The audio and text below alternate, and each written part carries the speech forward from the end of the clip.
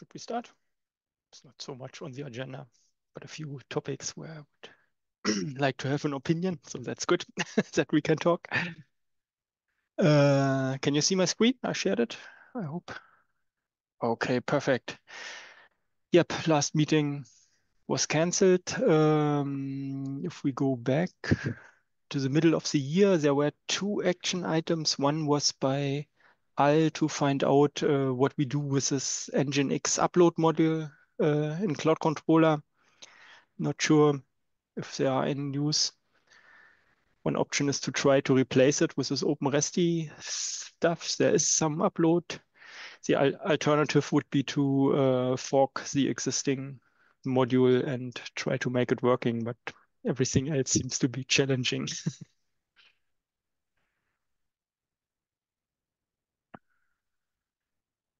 Yeah. And the other point was what do we do with MySQL 5.7? And yeah, we have here a decision. We wait until May and then we can remove it. So that was rather easy. Yeah, as long as that Okay. works for y'all, that is easiest for us. Otherwise, we'll probably have to fork it to keep Yeah, yeah, 5.7 support for a yeah. little bit longer. We don't use MySQL at all, so for us it's fine. We just wanted to know left or right. It's a little bit more effort in some of the migrations, but yeah, it's not worth to make here.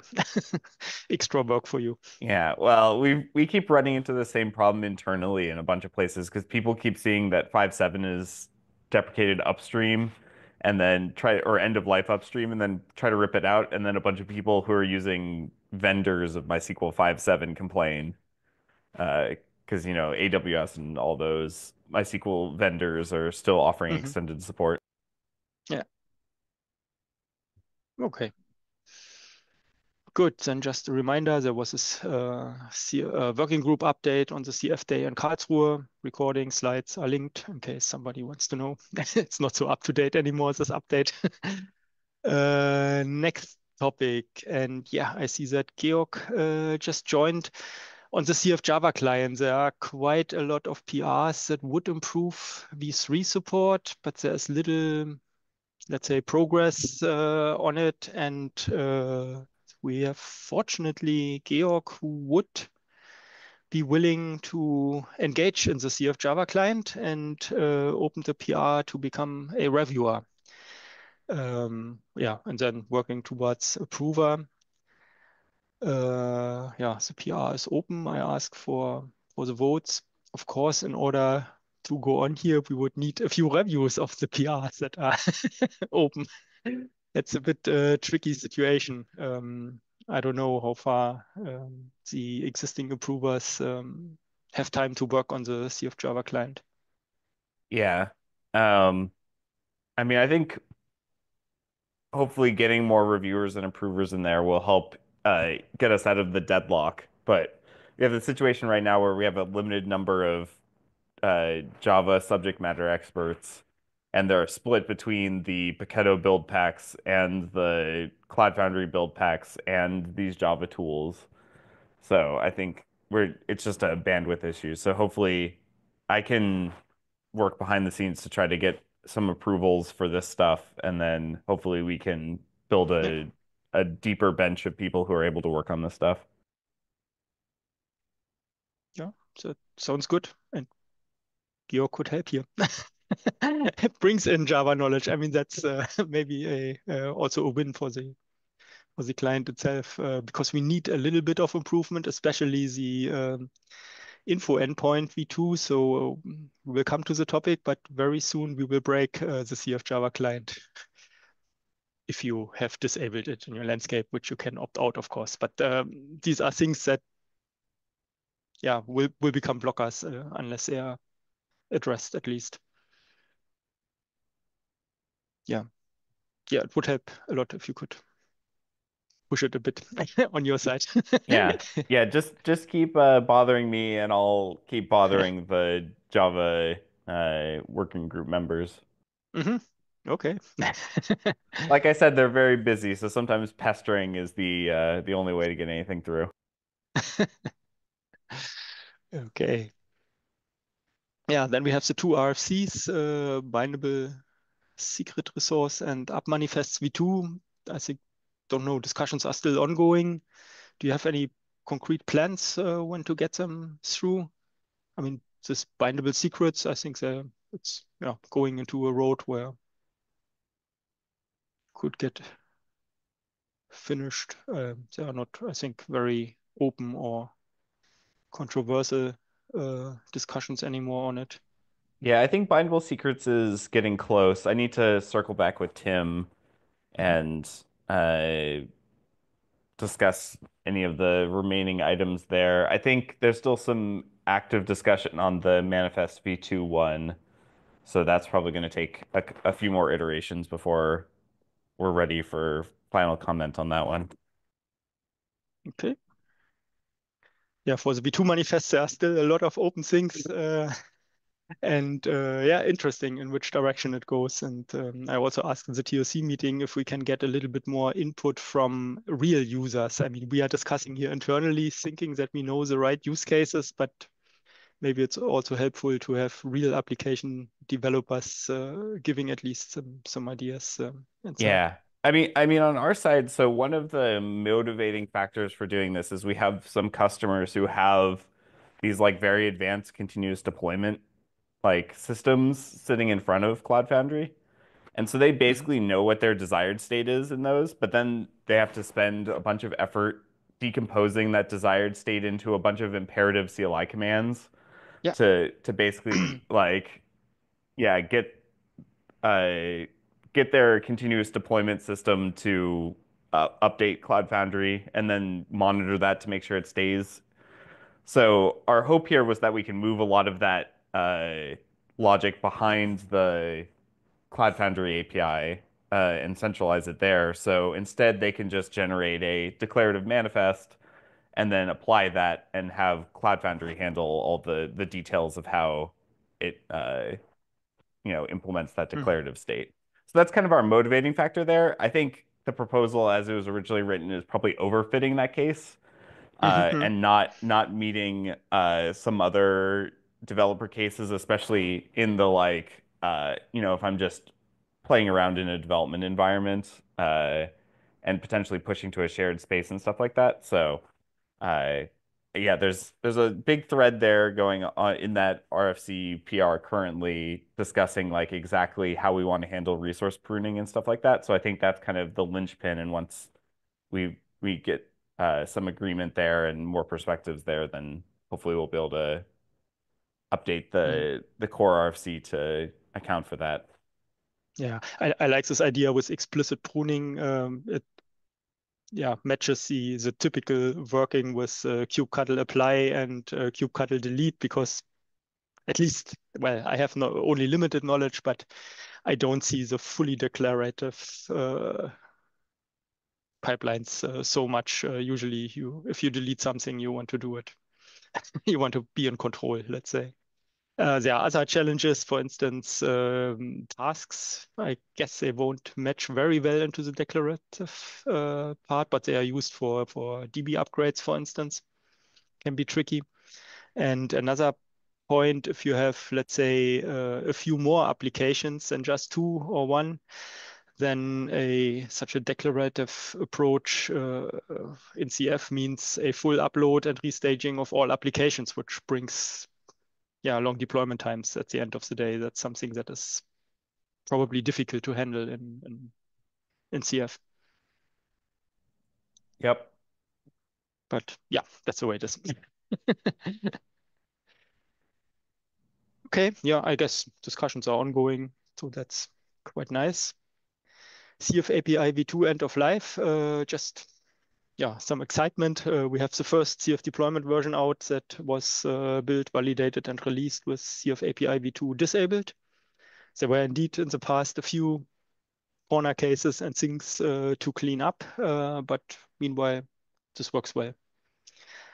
Yeah, the next step, and that's where I need an opinion, would be to disable CF API v2 by default in CF deployment. I don't know, end of the year, beginning of next year, would that be okay? Still with an ops file to re-enable it. So nothing gets really removed, but So this is then, I guess, the outside communication, because people will then really see that something changes, and it's not just a mail, but it's something where you have to react on it, and you have to apply this ops file to get v2 back, which you probably want as an operator for now. Yeah. I mean, you're probably already having these discussions, but I think just thinking about how we want to message that on the CF deployment side. So like, is this a major version of CF deployment or Yeah, something like I'm that? pretty sure it is a major version. I will discuss it with Jochen, but that would be the typical approach. Also, a big headline in the release notes. And we will also give the hint to apply this in that ops file, and then you have the old behavior back. The advantage is that this would also then go back to the different teams. I mean, in Capi, we have cleaned up everything with V2, but let's say Diego or the Go Outer team, they could still have their validations based on a bubble end with V2 enabled and don't see potential issues that still exist. So that's why I don't want to put it into the faraway future, but maybe we wait one more version to get the release process Yeah, and it sound might good. be worth reaching out to the other working group leads just Mhm. to give them a heads up and be like, hey, this change is going to come down and it potentially could be Yeah, disastrous for your yeah, that's a good pipelines. idea. I can Um, also announce it also, in the TOC here. yeah, I guess the other thing is I'm guessing some pipelines are pulling from release candidate of CF deployment, so it could potentially hit them even before it's released.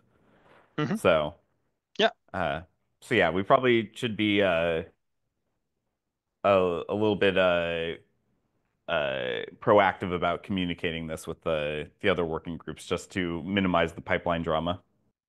yeah, that makes sense. So yeah, I guess we will, let's say, vague plan would be we do it beginning of next year and we start talking about it right now, and then there's sufficient time, hopefully. Yeah, just wait for everyone to be back from vacation. Yeah. Uh, the last thing before Christmas is removing it and Yeah, yeah. then For close the Christmas, just PC. turn everyone's pipelines red. That looks Christmas-like, yeah. Okay. Yeah, other things on Capi, the MySQL 5.7, we have talked about it. So yeah, PR is blocked and we can rethink it in end of May. We at SAP are working on two RFCs. The one is the file-based service bindings. That's pretty far already. The implementation in Capi is more or less done. Still draft PRs because the integration with Diego is still ongoing and needs a few fixes here and there.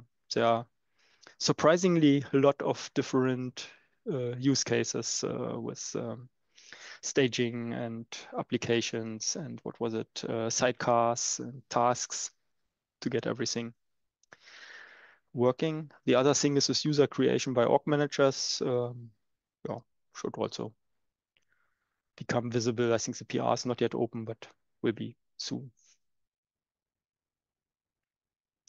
Then there is this generic per route feature where the implementation is ongoing. That will be a contribution by colleagues from the app-runtime working group, which propose it. So that's yeah also already in pretty good shape. We had today a meeting about it. Yeah, I think there was one controversial item on that. Well, I guess there's a few questions on that one. One was kind of folded into the manifest RFC on how those keys should be represented in the manifest. I think that's a relatively minor point. The main, I think, controversial topic there was whether if options are set, the option field should appear on the API or not. Um, Yeah, like, we talked about this one today. Maybe also my initial comment was a bit misunderstood. So my preferred solution, if that's acceptable, would be that the API, if you ask for a route, you get always an empty hash. So if no options are set, so that there is no on the client side, you can rely on the API. If you have the copy version, there is no if it's available, blah blah blah required. When it comes to patching, well, it has to be optional because it didn't exist in the past, so you have to be compatible. And I guess we have to comply to this typical, if you change something, it's set, and if you want to delete it, you have to explicitly set it a value to null. I mean, that's how other areas do it. I think that was a discussion today, and the PR will go in this direction.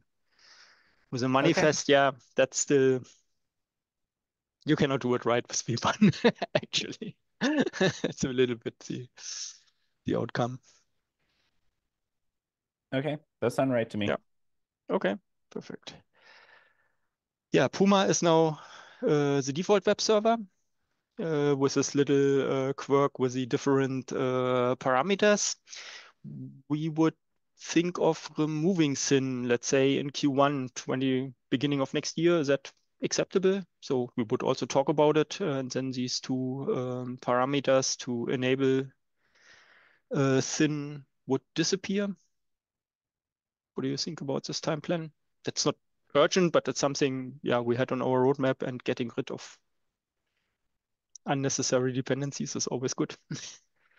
Let's, I guess for us, like we've only just added it as a like an experimental feature for a lot of our customers, and so Mhm.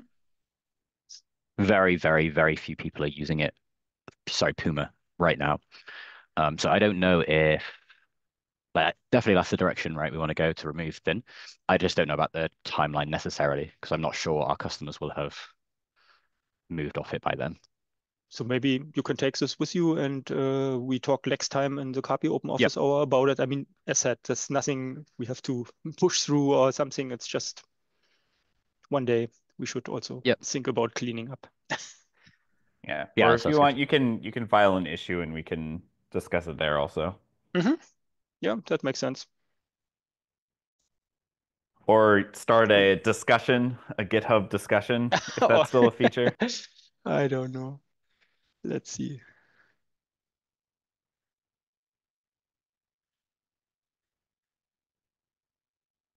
Okay. Yeah, then the implementation of these thread-based cloud controller workers is finished. There's this parameter where you can simply enable it by configuring a higher number of threads. We have meanwhile the first usage in production. Production means here in SAP internal canary landscapes, and I think next week it will show up on the real life landscape. So worked fine.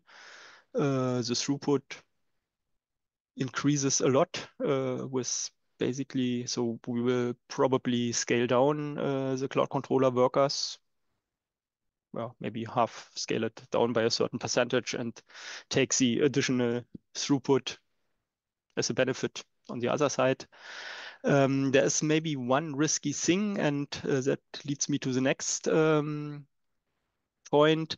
The package handling for Docker apps is or has a lot of room for improvement. We had recently a longer outage because one user deleted, I think, less than 20 Docker applications. And these Docker applications have collected altogether over 100,000 packages over the time. And by, let's say, a little bit too busy deployment pipeline.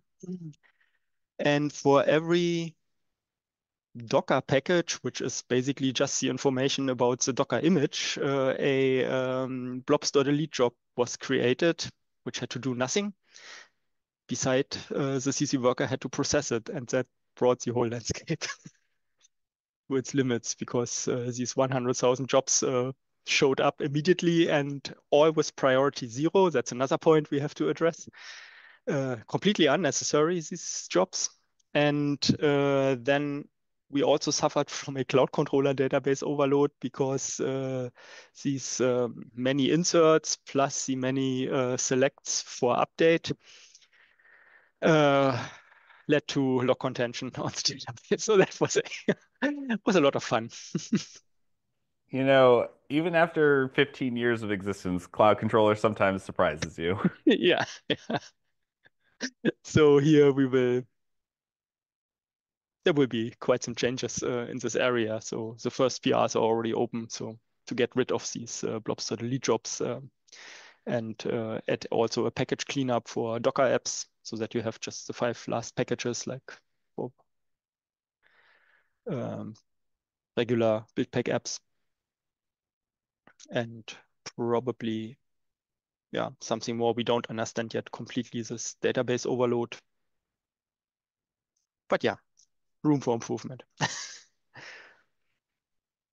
So if you overdo this with the worker threads, you may also run into such things, even though the worker threads were not yet active on this landscape. But that contributes probably to the database overload situation. Okay. And then for CLI, I saw one new plugin that wants to get into this plugin repository, and well, nobody from CLI here, but it's rather new, so maybe the CLI colleagues will pick it up anyway. Yeah, these were the topics that I had on my mind. So again, most pressing issue is CF Java client to get it working a bit.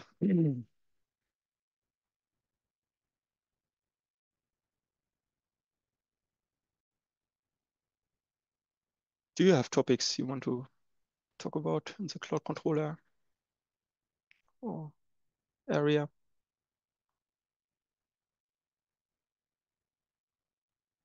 I just added one for the CLI. I know there's no one from CLI group here, but Mhm. I can have a look at that. It's basically changing the CLI so that we generate B3 trace and span ID headers per command.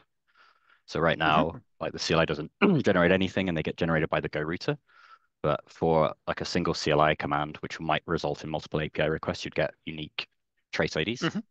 This change will mean the CLI generates a single B3 trace ID and it will be used through the system. And the idea being you want to be able to know, like for a CLI command, what are all the API requests made. So there's an open issue and a bit of a draft PR. If anyone has any thoughts, yeah, please comment. That sounds good.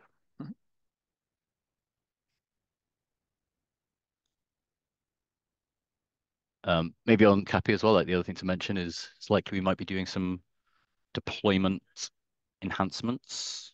I don't think we have anything to share today, but maybe some improvements to the Canary deployments specifically. So right now you deploy a single Canary instance and then you can you validate and then you can continue the deployment. So it's likely we'll add something to have multiple checks along the way. So some sort of stepped weighted rollout. So maybe you stop at like 20%, 40%, 60%, something like that. But yeah, we'll probably share that, I think, some point soon. And maybe a few other things on deployment. I think we're still figuring things out. One thing that's really missing is that it's currently, I think, not possible to address via this via the Go router, this new this Canary instance because it has the same index.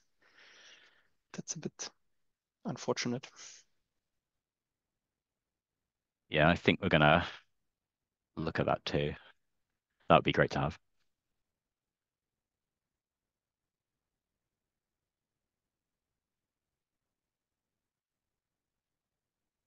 Okay. If no more is on the table, then I guess we can close the meeting and see you next time in the Capi open office hour. And yeah, have a nice Thanksgiving, I guess. Thank you. Thank you. Have a nice German Thanksgiving. Yeah, it's not so much an event here. Okay, then see you. Bye-bye. Bye. Bye.